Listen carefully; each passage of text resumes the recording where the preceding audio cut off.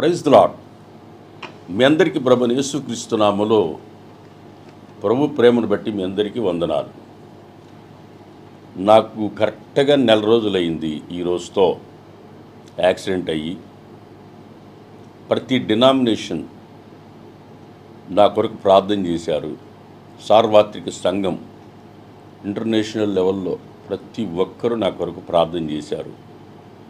మరి ముఖ్యంగా ఓసర్నా మినిస్ట్రీ సేవకులు, విశ్వాసులు ప్రతి ఒక్కరూ నా కొరకు ప్రార్థన చేశారు.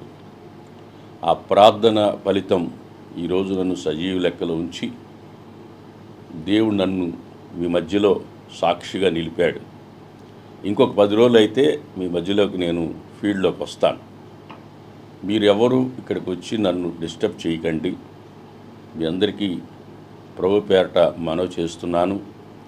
నా కొరకు ప్రార్థన చేసిన ప్రతి ఒక్కరికి పేరు పేరున మీ అందరికీ కృతజ్ఞతలు తెలియజేస్తున్నాను. నాకు ఆరోగ్యం బాగుంది, ప్రస్తుతానికి కుదుట పడతా ఉంది. అనుకున్న దానికంటే త్వరగా స్వస్థత కలుగుతూ ఉంది.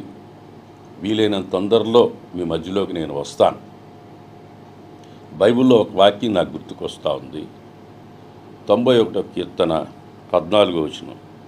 అతడు నన్ను ప్రేమించుచున్నాడు గనుక నేను అతను తప్పించి తిని, అతడు నా నామమును ఎరిగినవాడు గనుక నేను అతన్ని గణపరిచి తిని, అతడు నాకు మొరపెట్టగా నేను అతనికి ఉత్తరమిచ్చి తిని, శ్రమలలో నేను అతనికి తోడై ఇంటిని. దేవుడు ప్రేమించే వారికి ఆయన ఎప్పుడు తోడుగా ఉంటాడు. ఈ వాక్యం నన్ను ఎంతో బలపరిచింది, ధైర్యపరిచింది. ప్రభు కొరకు తన ప్రాణాన్ని పోగొట్టుకునేవాడు నిత్యత్వంలో యుగయుగాలుండే రాజ్యాన్ని స్వతంత్రించుకుంటాడు. అలాగే ప్రభు కొరకు క్రైస్తవుడు మరణానికి భయపడడు. క్రీస్తు కొరకు బ్రతికితే క్రీస్తు, సావైతే లాభం, బెనిఫిట్. అపోస్తలుడైన పౌలు అంటాడు, మరణం నాకు అది ఎంతో ఆశీర్వాదకరం అంటాడు. ప్రియమైన దేవుని బిడ్డలారా, మరణానికి భయపడేవాడు క్రైస్తవుడే కాదు. నేను 16 ఏట సేవలు అడుగుపెట్టాను. ఇప్పుడు నాకు 60 ఏళ్ళ వయసు. ఈ 60 ఏళ్ల వయసులో పరిగెత్తి సేవ చేశా, నడిచి సేవ చేశా, అనేక ప్రాంతాలకు వెళ్ళి సేవ చేశా. వెళ్ళమన్న దగ్గరికి దైవ సేవకులకు వెళ్ళా, ప్రతి దగ్గరకు పోయి సేవ చేసి వచ్చా. ఇప్పుడు నాకు ఒక కాలు తీయాల్సి వచ్చింది, రైట్ లెగ్ తీయాల్సి వచ్చింది.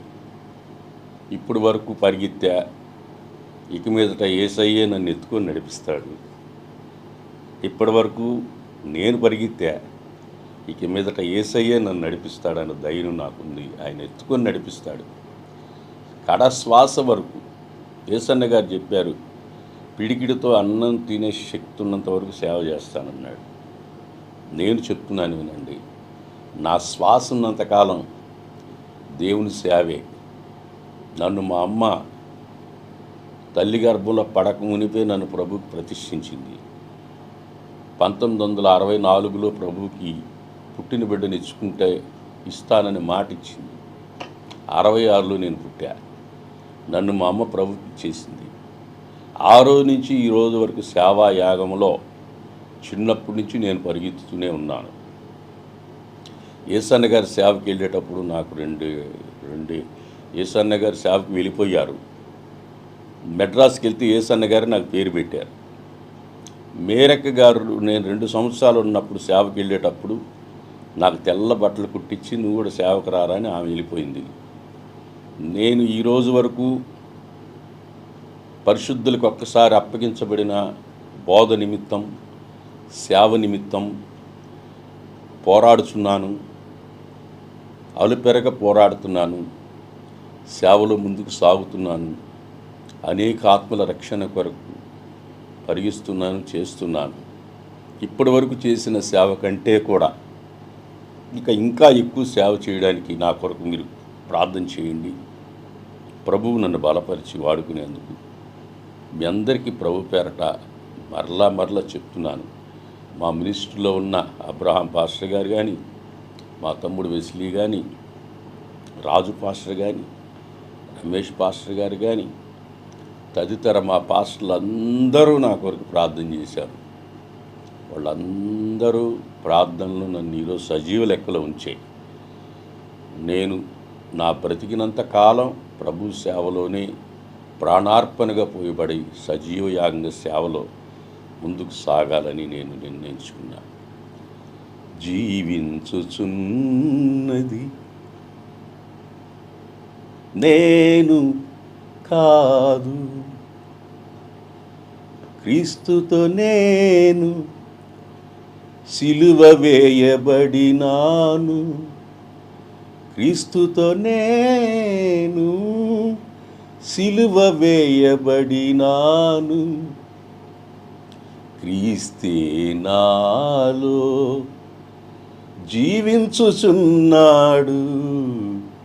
క్రీస్తే నాలో జీవించుచున్నాడు. జీవించుచున్నది నేను కాదు, నాకు నివాసం లేనే లేదు.